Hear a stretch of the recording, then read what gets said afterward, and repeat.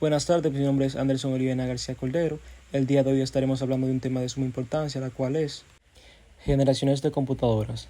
Existen 5 generaciones de computadoras clasificadas según sus componentes o tecnología utilizada: tubos de vacío, transistores, circuitos integrados, microprocesadores e inteligencia artificial.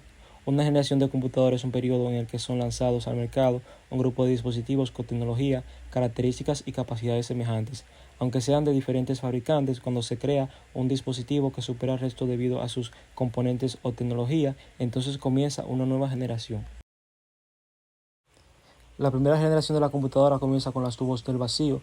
Entre 1940 y 1956 aparecieron las primeras computadoras que dieron origen a los dispositivos que conocemos hoy. En este momento se trataba de aparatos conformados por grandes tubos de vacío que ocupaban habitaciones enteras.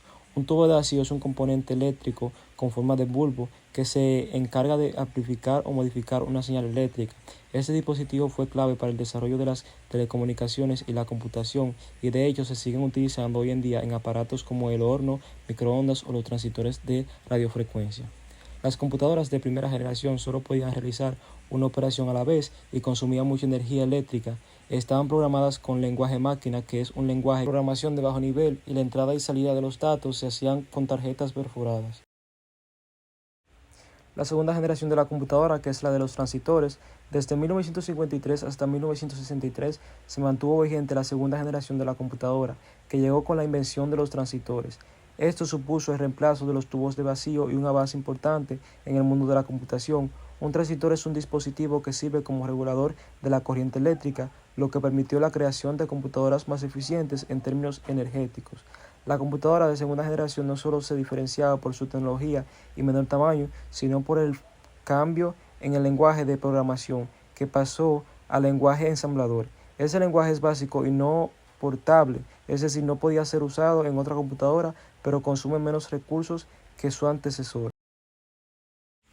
La tercera generación de la computadora, que fue la de los circuitos integrados. A partir de 1964 y hasta 1971, el mercado estuvo dominado por la tercera generación de la computadora, caracterizada por la incorporación de los circuitos integrados que sustituyeron a los transistores. Un circuito integrado es un chip hecho de silicón que cuenta con diferentes componentes que forman una especie de circuito en miniatura. En este tipo de computadora, los datos de entrada y salida eran gestionados a través de dispositivos periféricos como el monitor, el teclado o la impresora. Además, se masificó el uso de sistemas operativos, que son un tipo de software que permite la ejecución de múltiples instrucciones de forma simultánea. A partir de esta generación comenzaron a utilizarse lenguajes de programación de alto nivel de forma masiva como COBOL, Fortran, CalPAL, etc. Este tipo de lenguaje se distingue de los lenguajes de bajo nivel en que son muchos más cercanos al lenguaje natural.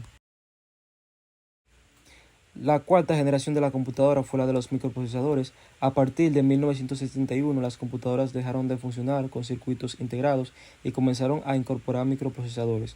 Un microprocesador es un circuito integrado, pero mucho más complejo, capaz de gestionar todas las funciones de una computadora. Por eso es también conocida como unidad central de procesos o CPU.